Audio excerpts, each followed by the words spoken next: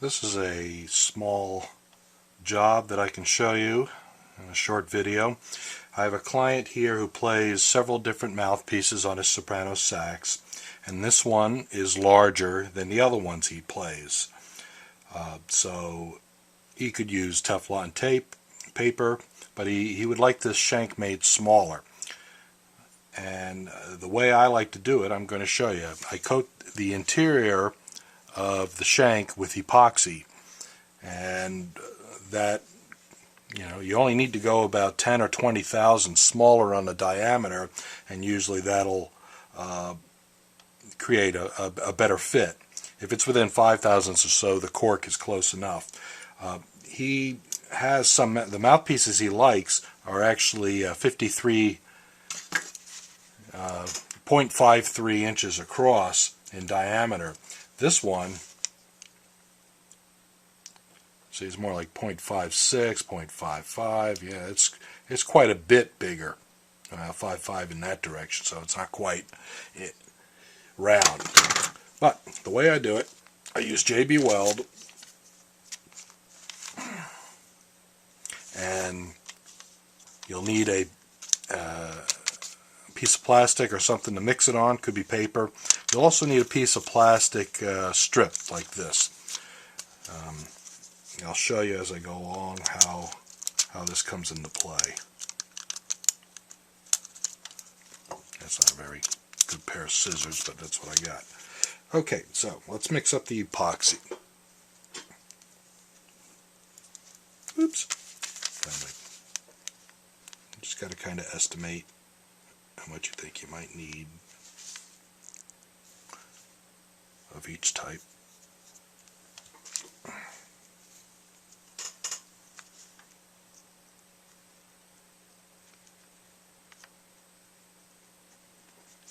Having a little extra is better than not enough. That looks about the same amount of each. Need to do that to get the proper mixing. JB Weld is used a lot for hard rubber mouthpiece repairs. I use it some for shank banding. It's got a kind of a creamy consistency, so it's good for filling gaps, but it's not so thick. It's not too thick to do in this application. So it's like a thick paint. Mix it up, it gets nice and gray. Okay, then I'm using this glue stick, kind of like a paintbrush. Whoop, goop it up, and you're going to go right inside. Let me bring the lighting over a little better. You're going to go right inside and swirl it around the interior.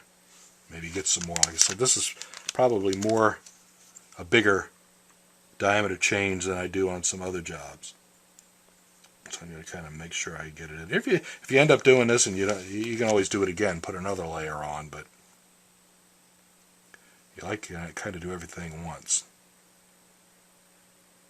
Now, I used to just put it on real heavy, let it dry, and then try to sand it out. But I'll show you something that saves me a lot of time. Is you take that strip I cut, a little tough to find when it's clear.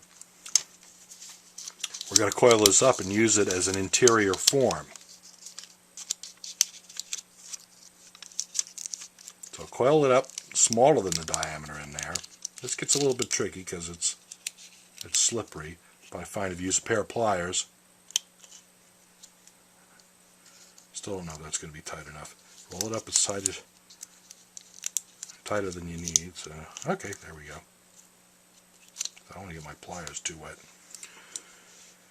Okay, and we're going to turn that around because one end's smaller than the other. Try to feed that down in there, and then let it go. Let it spring. Okay. If it doesn't spring all the way, I take another glue stick and kind of swirl it, kind of help it a little bit.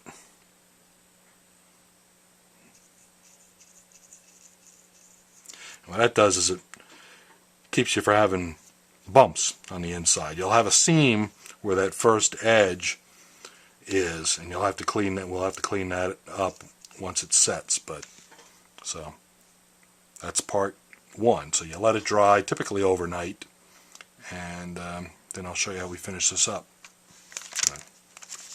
Clean up, clean up. These are disposable, but you know, I like to clean them up and reuse them. Okay, here we are the morning after.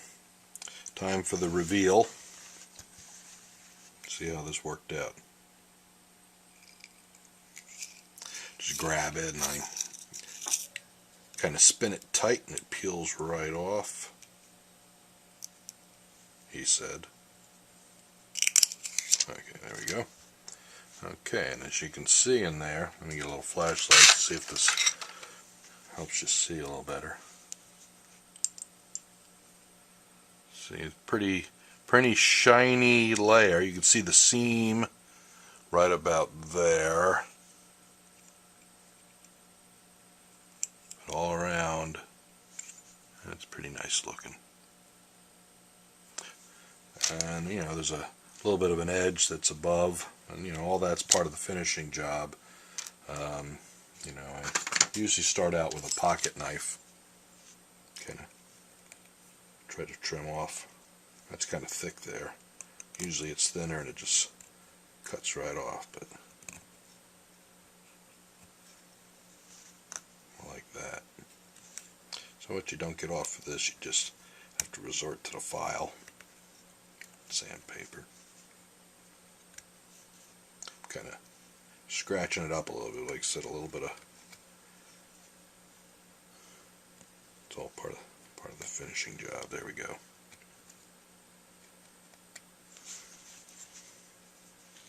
Let me show you the diameter that we're up to now.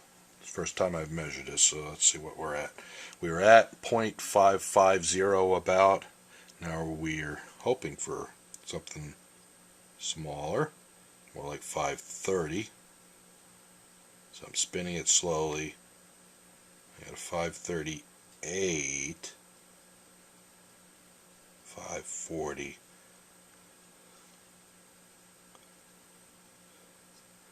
518.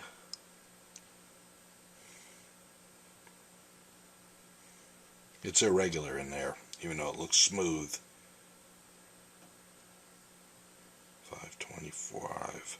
So even though it's got maybe a wide spot, still at 540, it might fit tighter. I'll have to see as I finish it. If I don't like the shape of that, we'll do the procedure again and add another layer inside. Now where that seam is, I usually like to just start with a pocket knife. I gotta find out where it is. There it is. Kind of feel around for it.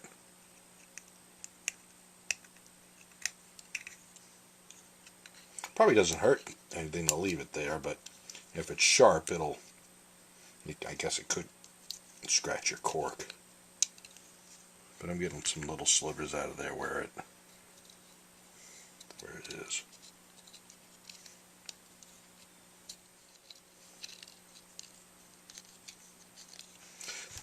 If it's terribly undersized or out of round, I go to the drum sander on my flexible shaft high-speed rotary tool. That's not something everybody's going to have. And I smooth it out from there. But you can get by with wrapping sandpaper around a dowel. You know, this is something I've used for various things. This has too much on it to fit. This fits a tenor shaft, but you can do something similar. Wrap some tape around a dowel to get it the size you want, or just wrap it around a dowel, go inside. I use my sanding sticks. You know, these are tools that I sell that I find really useful. You know, just go inside there and, you know, various things to smooth it out and get it to where you want. So you get the idea, and that's how I make a shank bore smaller. You know, to finish the end, I'll do some sanding on my sandpaper and make that pretty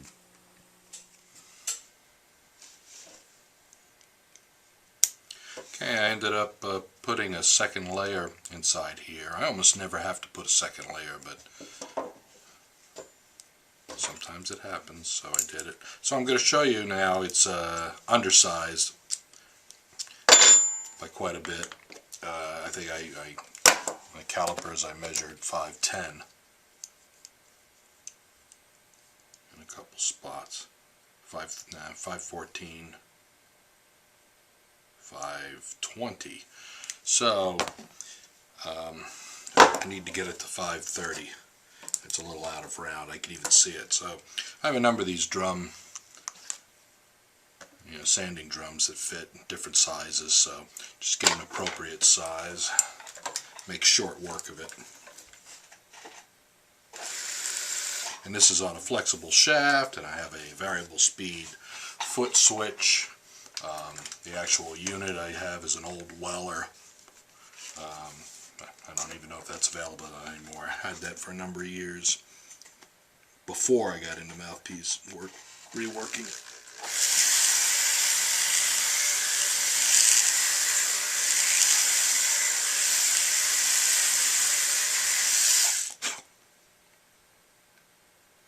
Trying to make it a little rounder first.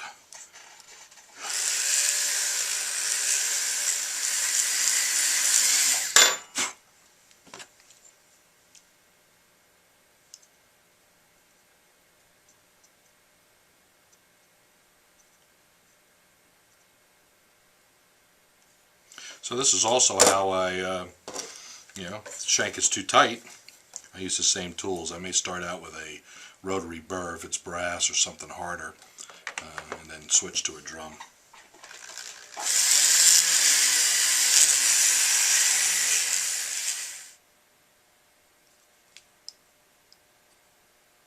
Got a nice and even 5'20" now.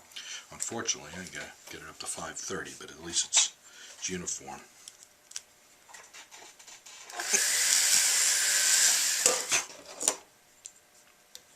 Dust is coming out, so it's got to be getting bigger. 5'28", 5'30". We're about there.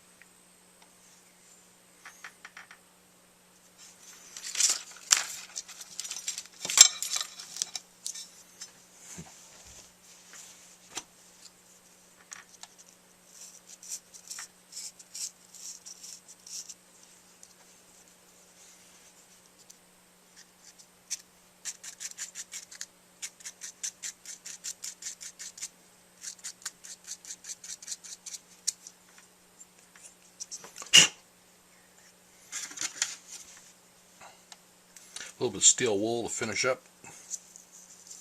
Probably not necessary, but makes for a little, polish.